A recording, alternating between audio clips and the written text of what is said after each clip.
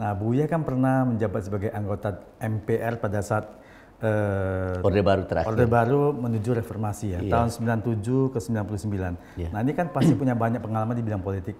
Nah, kalau Buya melihat kondisi politik kita saat ini pada Presiden Prabowo Gibran ini, kira-kira Buya melihatnya gimana?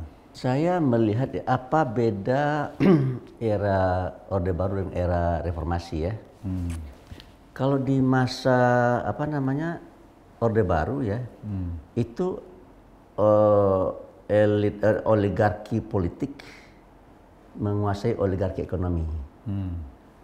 Oligarki politik dikuasai oleh Soeharto, kemudian oligarki ekonomi dikuasai oleh saudara Lim Silong dengan kawan-kawan gitu ya.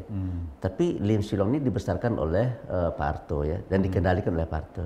Jadi posisi kira-kira kayak inilah. Tetap masih di atas lah ya. Tapi kemudian kan Pak Harto agak sedikit berkonflik lah dengan orang-orang yang dia besarkan ya. Terjadi bergeser mereka menjauh dari Pak Harto, kemudian terjadilah berhadapan-hadapan lah kira-kira gitu ya. Lalu oligarki ekonomi ini bekerja sama dengan para politisi ya. Lalu mencoba menjatuhkan Pak Harto gitu. Dan Pak Harto jatuh kan gitu ya. Lalu kita berubah gitu, reformasi ya. Di era reformasi akhirnya begini posisinya saya lihat tuh. Oligarki ekonomi di atas, oligarki penguasa di bawah gitu. Karena reformasi itu kan memerlukan biaya yang besar kan ya. Kita lihat sehari-hari itu berapa banyak ribuan orang berdemonstrasi, itu kan memerlukan dana itu kan. Pertanyaan siapa yang biaya itu kan gitu ya, pemilik kapital gitu kan. Tuh, jadi saya lihat kalau di zaman reformasi ini ya kebijakan-kebijakan yang dibuat oleh pemerintah itu lebih banyak diwarnai oleh para oligarki ekonomi. Jadi meskipun demo itu banyak juga yang murni demo beneran, tapi juga Buya melihat ada juga demo yang memang dibiayai. Ya banyak tokoh-tokoh mahasiswa yang miskin-miskin, tapi mereka punya apa ya? Saya rasa itu lebih banyak yang dibiayai itu ya. Kalau menurut saya ya, ada yang murni memang ada ya, jelas ada ya. Tapi yang tidak murni juga ada. Ya, Buya ini kan masa pemerintahan Presiden Prabowo Gibran ini udah 100 hari. Dan juga kemarin di ulang tahun Gerindra, Presiden ke-7, Bapak Jokowi memuji Pak Prabowo, mengatakan ini Prabowo ini presiden terkuat di dunia nih. Tapi nggak lama kemudian, berapa hari kemudian terus ada demo nih besar-besaran juga. Nah, menurut Buya ini gimana nih? Begini ya, saya dapat pelajaran kemarin nih.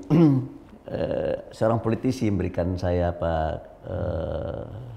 pelajaran berharga aja. Kata beliau begini, Buya, kalau politisi yang ngomong, itu Buya jangan cepat-cepat menyimpulkan tentang bahwa yang disampaikan itulah sesuatu kebenaran gitu.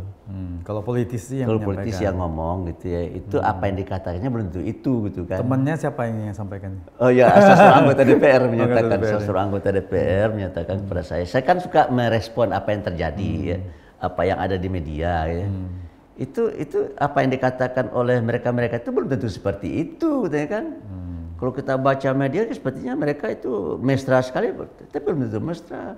Kalau kita baca media kelihatannya mereka berbeda pendapat, belum tentu seperti itu katanya kan.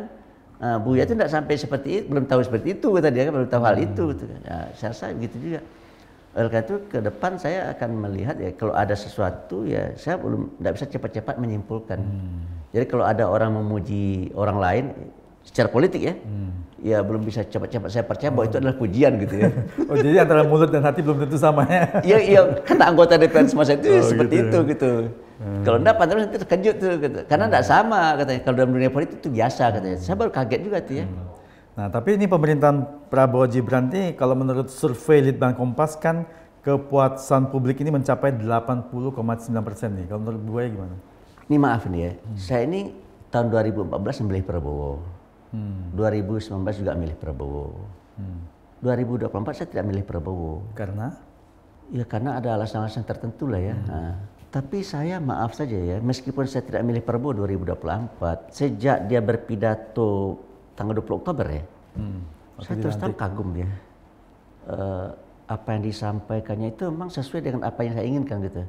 Misalkan contoh ya, dia akan membuat kebijakan-kebijakan yang pro rakyat. Ya. Karena selama ini saya lihat ya banyak sekali kebijakan-kebijakan ekonomi negeri ini yang tidak pro rakyat. tapi pro oligarki, pro konglomerat gitu, pro orang-orang kaya, gitu. Bias kepada kelompok atas dan kurang terperhatikan kelompok bawah gitu. Jadi kalau seandainya misalkan Prabowo selalu bilang bahwa dia akan membuat kebijakan-kebijakan pro rakyat, itu bagi saya suatu hal yang saya idam-idamkan. Karena apa? Karena masyarakat kita selama ini kan bentuknya kayak piramid nih kan, piramid kecil di atas, agak besar di tengah, yang paling besar itu kan di bawah. Yang bawah. Tuh. Nah, jadi kalau seandainya selama ini sejak Orde Baru yang saya itu kebijakan itu banyak berpihak ke atas gitu. Nah, kurang pro rakyat gitu. Tapi Prabowo menyampaikan bahwa kebijakan ekonomi adalah kebijakan ekonomi pro rakyat. Berarti kan kebijakan yang yang berpihak kepada lapis bawah.